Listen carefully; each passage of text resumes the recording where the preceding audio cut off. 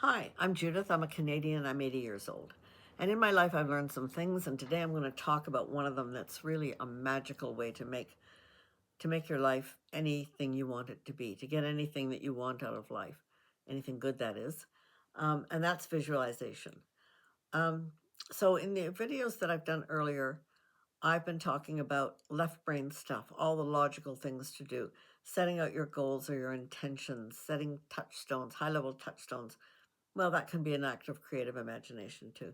But the big things you want in life, like happy marriage and so on, um, and health and material prosperity or abundance, and then setting intentions as to what that actually means in your life, and then setting lists and I went through in great detail all the kinds of lists that I use, and right down to the level of daily to-do lists, but starting with great big life lists of what I want to accomplish. And all of that's very left brain stuff. It's very logical and rational. But today I'm going to talk about a technique that has changed my life in immensely and I would credit it with the biggest changes of in my life of creating a happy life. So this is the pure gold one, among other two or three things. And these are right brain techniques I'm going to talk about in the next few videos. Um, this one's visualization. There'll be one on affirmations. There might be another couple on another couple of areas. I don't know if I'll do prayer, um, because it's not a religious channel, but I might. Um, so what I wanted to talk about today, visualization. It's right brain because it's about the imagination. It's about um, creating something in your mind so that it can manifest in reality. And if you think about it, everything that we have around us, every single thing, every book behind me started out as an idea in someone's mind and then ultimately became a reality. Every building, this house was an idea in someone's mind and someone built it. Um, every single thing that we have that's material starts off as an idea, and so too we can create the conditions and the experiences and the material accoutrements of our lives by visualizing.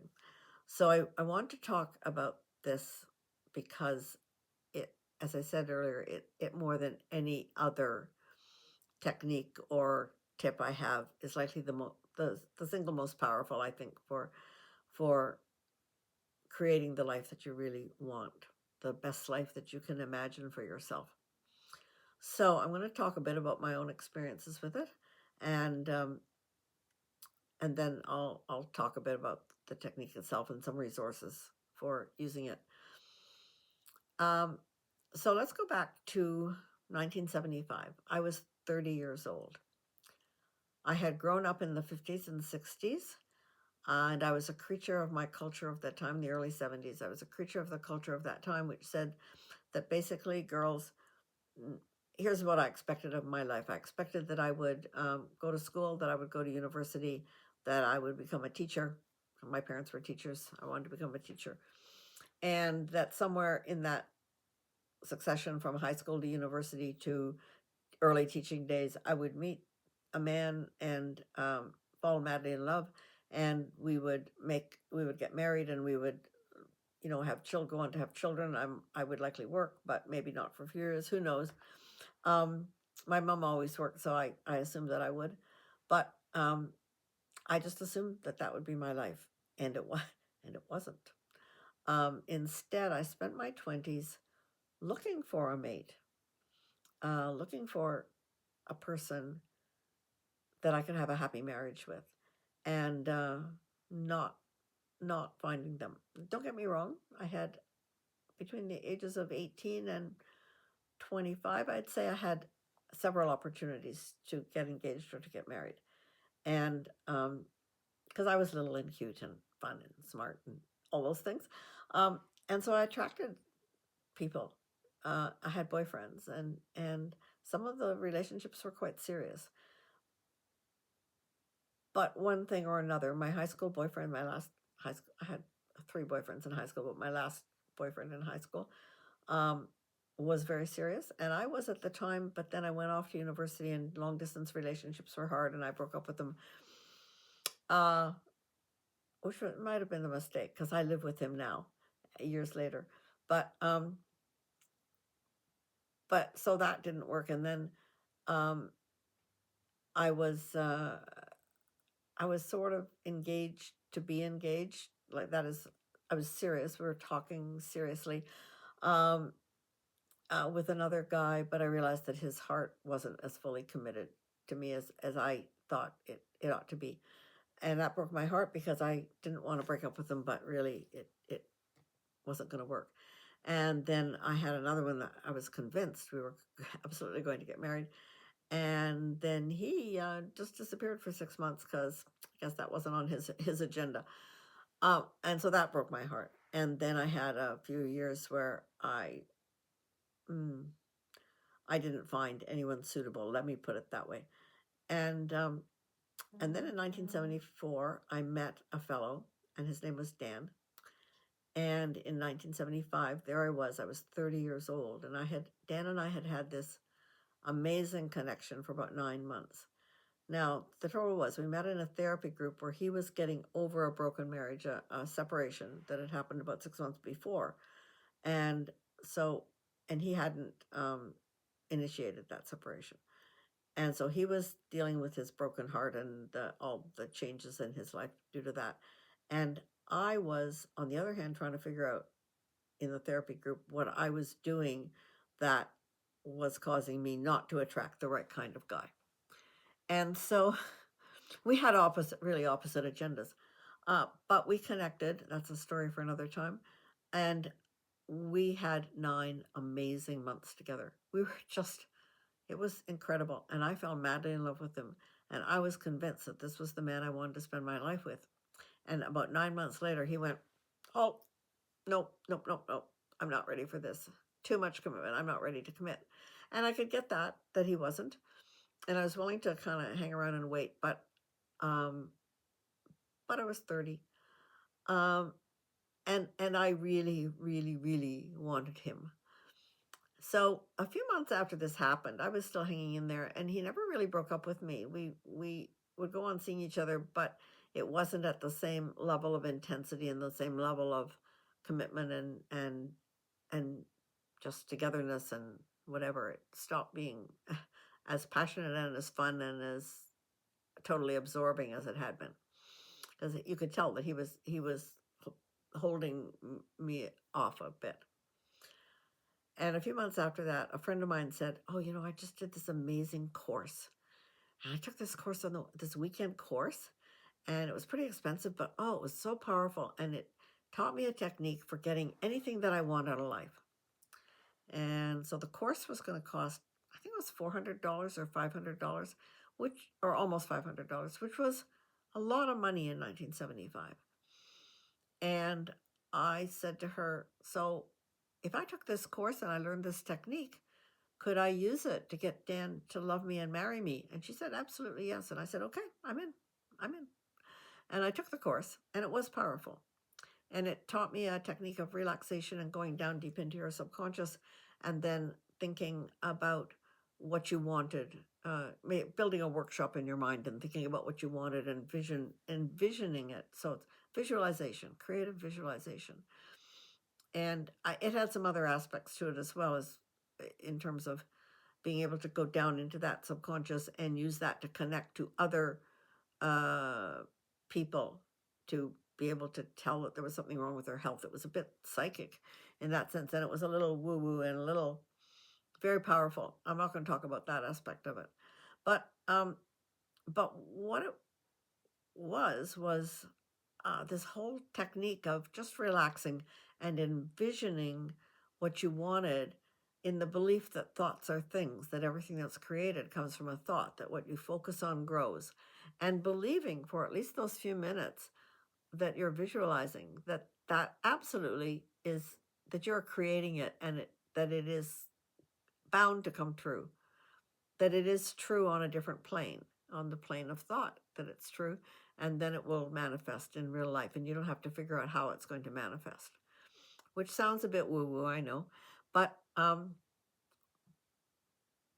but gosh, it's fun, because you get to sit there and think about all the things that you want and how good it would feel to have them or to be them or uh, to experience them, whatever it is that you're trying to do, because you can use visualization for all those things, for material things, for promotions, for abundance, financial abundance, for patience, for uh, a new figure, for a desire to exercise, for anything, for a closer spiritual connection. You can use visualization to create any of those things in your life. Um, so I just seized on that and I did it, and I visualized that Dan and I were married, that we were happily married, that he loved me to bits, and that we had a really, really successful marriage. And I had to do that for 6 years till it happened. So you can call me an earnest striver, you can call me a person with dogged persistence, but I did do that. I did it through 3 years, from 1975 to 1978. So maybe a little more than 3 years of um, uh, of just this kind of standoffish thing where we were together, but we weren't. He was sort of my boyfriend, but he sort of wasn't. He wasn't really committing. We would spend time together, quite a lot of time together. We were in fairly close contact. He never was really out of my life.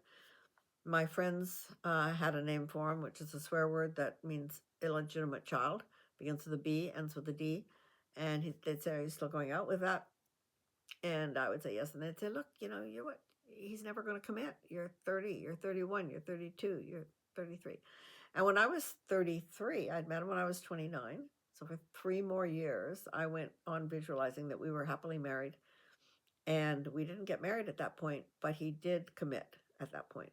And he asked me to live with him. He said we should live together. And so we started living together. And really our relationship was a committed relationship from that point on, but he wasn't divorced yet at that point. And then we got married in 1981. And so everything I visualized did come true. We did have a really happy marriage. It was a real marriage, though, with its ups and downs.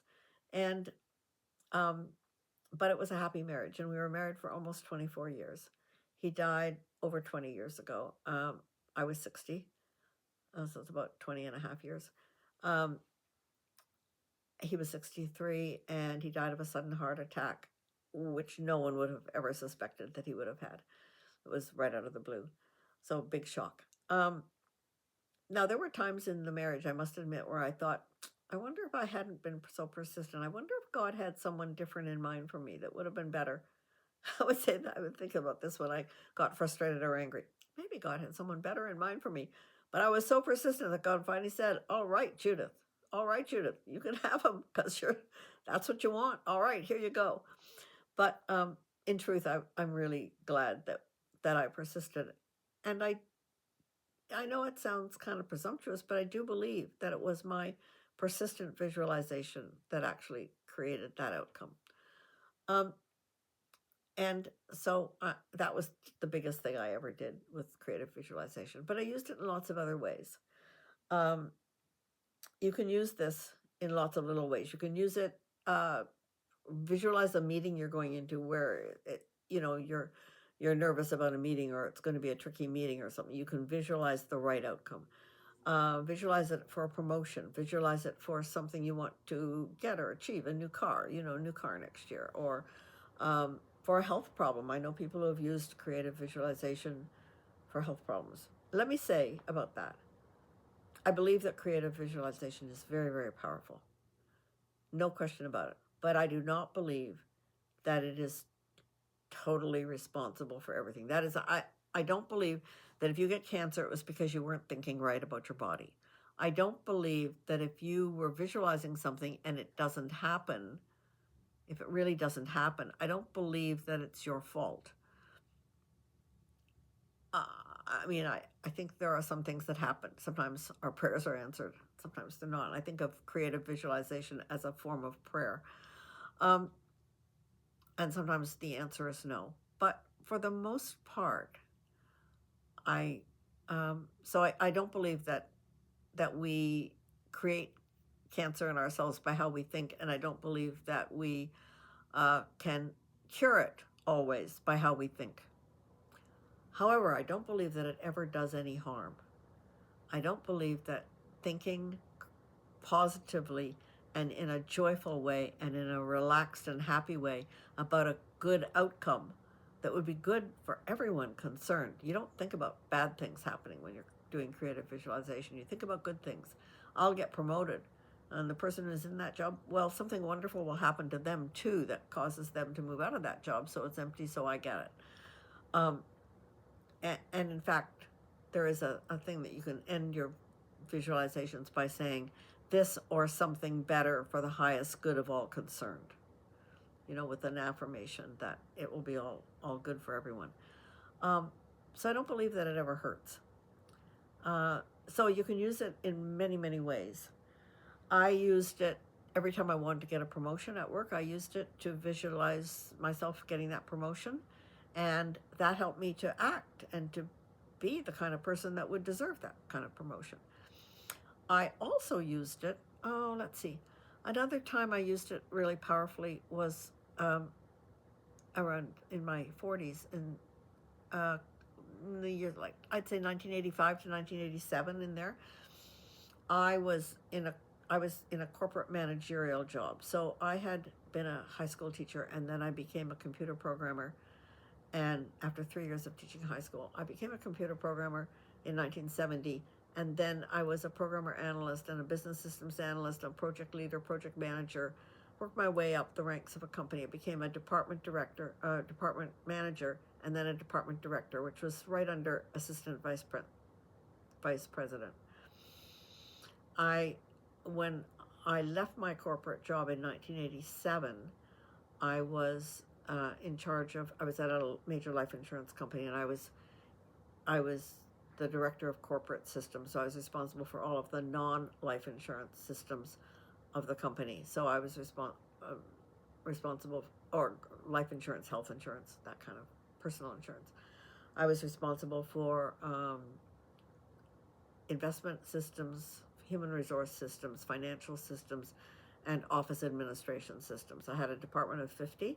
I had an operating budget of about $5 million, not for salaries, just for software, hardware rental time, because we rented computer time on from a sister company, and for software purchases and that kind of stuff. So it was a pretty major job, and I learned to do it quite well, but I never loved it. And I was kind of an oval peg in a round hole. I did it. I learned to do it.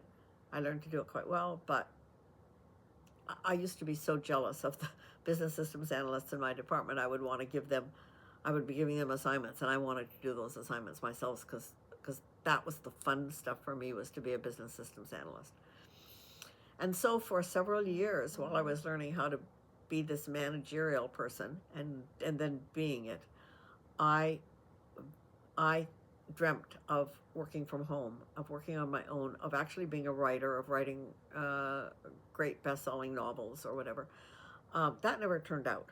So you see, you can visualize things and it don't turn out. But I did end up leaving my corporate job, spending 9 months writing a romance novel, and then actually going out and becoming a consultant and working from home.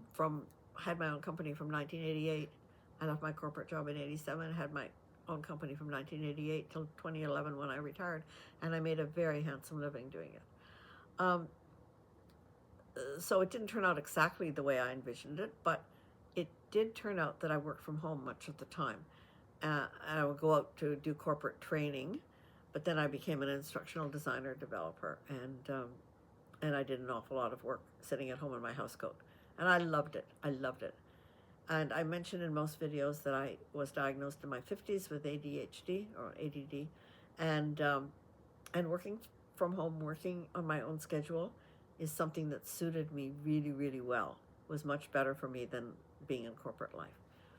So that was another successful use of creative visualization. I would lie on the sofa every morning for 20 minutes, 10 minutes or 20 minutes, and I would just before I had to go to work, and I would dream of working from home, that I was getting up and I would see myself going from breakfast, going upstairs to my office, sitting all day writing a lovely romance novel, having it, become on the bestseller lists or something. But it was the real magic for me was the working from home part, earning a living without actually having to go into work every day, and that part came true. So you can use it for all kinds of things, and I used it for small things. So let me tell you how I got there. The course I took was a weekend course. It was something called Psi Mind Development, PSI, Psi Mind Development. Doesn't exist now, and the person who founded it died in a plane crash some years later. It was an offspring of something called the Silva. I need that book. The Silva Mind Control. Oh, sorry. Let me just get the book. Here it was. Jose Silva. It's a book. The Silva Mind Control Method for Getting Help from Your Other Side. Use your whole mind for a new dimension in creative power. I didn't check, but I imagine that it's still available. So this is all about creative visualization. Thoughts are things, and this was the original course. And then all kinds of people who took that course and who became instructors in that course went off and did their own courses. One of them was Est, a very famous one in the 70s. Another one was the Psi Mind Development. And I got really into this when I learned it. I took the weekend course. Then I took other courses from the same person in Toronto. I was living in Toronto at that time, and then I actually went to California, and I took a whole week-long course there. Was right into it. So I learned a lot about that technique, but here are some of the resources. I read a lot about it too over the years. So some of the resources that I used, I've got here for you. There's the Silva Mind Control book. There's so this one, Shakti Gawain, Creative Visualization. This is not the original book. I had the original book, and it vanished somewhere. I think I loaned it to a friend and never got it back. So I bought it again recently. This was the book that it's likely the easiest one and the easiest one to read and to follow of all the ones. So I would recommend it highly. It talks about visualization, also about affirmations. Really good book, easily found. It's everywhere. This was the 40th anniversary version. One of the books that I got when I went to the advanced course was a book called Riches Within Your Reach. I had to put a piece of tape over it here because it has my name engraved on it, and I didn't want you to see my full name. It's by a man named Robert Collier, and it was first printed in, I think it's 1947. Yes, 1947. This is the 1975 printing. I found it online. A copy of this, likely in better shape than mine because I've got tape on it and so on because I read it so much. This is selling for $174 Canadian.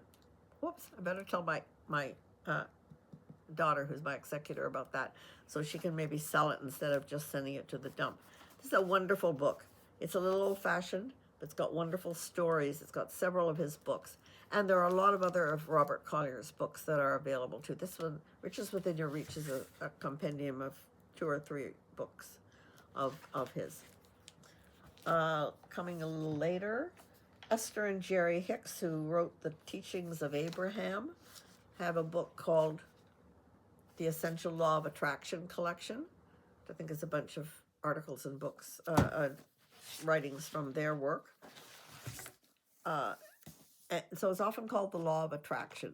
What you think about grows. And then in the early 2000s, in 2006, Rhonda Byrne, I guess that is, came out with The Secret, as if this was brand new stuff. It was like, and there was a DVD about it, and there was a movie, and there are several books by her, The Secret, and it's the same stuff. It's the same visualization stuff, and I believe it. It's true. What your mind.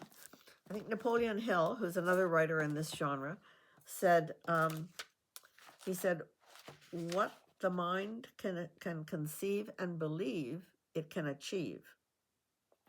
He said, thoughts are things.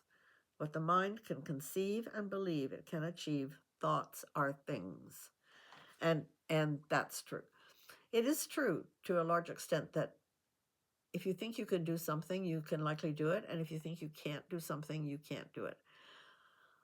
I'm not saying that you can think your way into doing everything. There are some caveats to that. I talked earlier about not being able to necessarily cure cancer in your body or create it. I also, um, if you have certain physical disabilities or certain mental disabilities or certain emotional disabilities, it may be impossible for you to do certain things.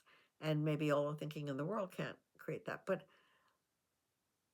But within the, on the other hand, there are people who have very serious limitations who do amazing things. I was walking part of the Camino a few years ago when I was 78.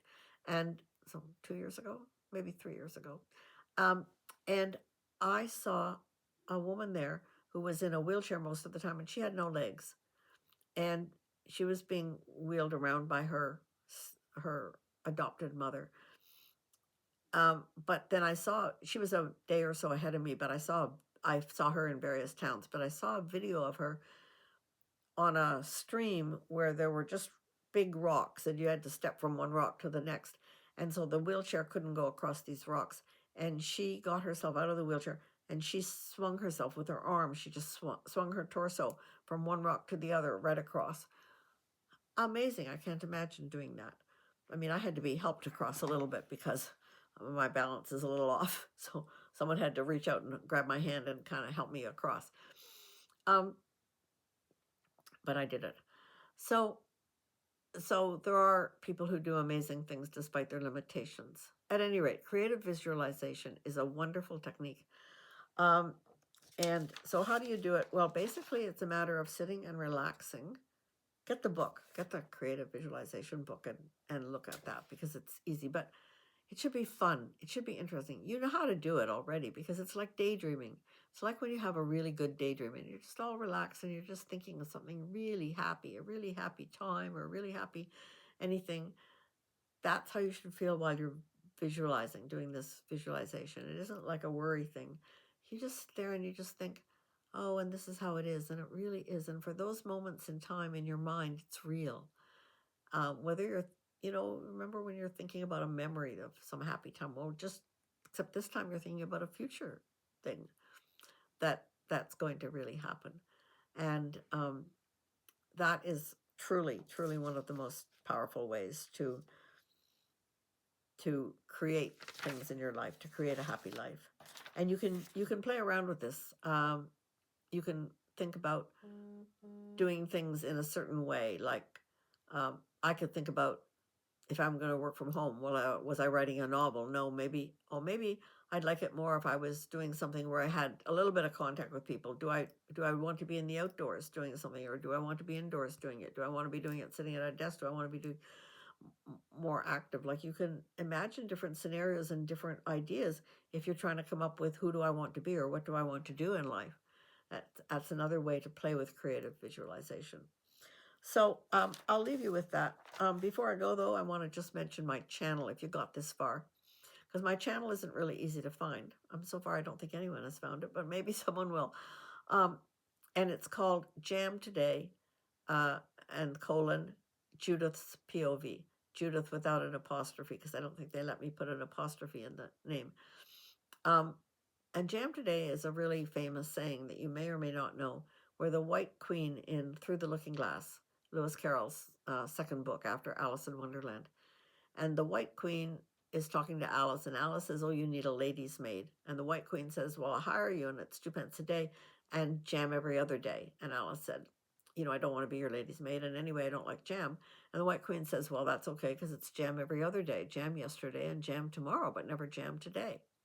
And my initials, as you may have guessed, are JAM. And I have always used the idea of jam today as being about living for the joy of the day, living to get the sweetness out of the day, living fully in every day as many ways as we can. And that's what I'm hoping to do here is to share with you the wisdom that I've developed, such as it is. I've got another video out about the caveats around that. But the wisdom that I've developed and the things I've learned and the all the things that I just like to be a bit of a legacy to pass on.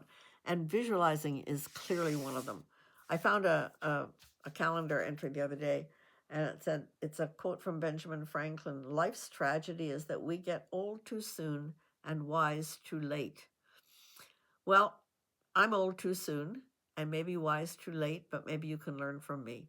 So if you like this video, take a look at some of my other videos at subscribe. I think there's a way to subscribe. And then you can look at them under Jam Today, Judith's, no apostrophe, POV. Anyway, until next time, when I'll come on to talk about some other ways of creating a happy life,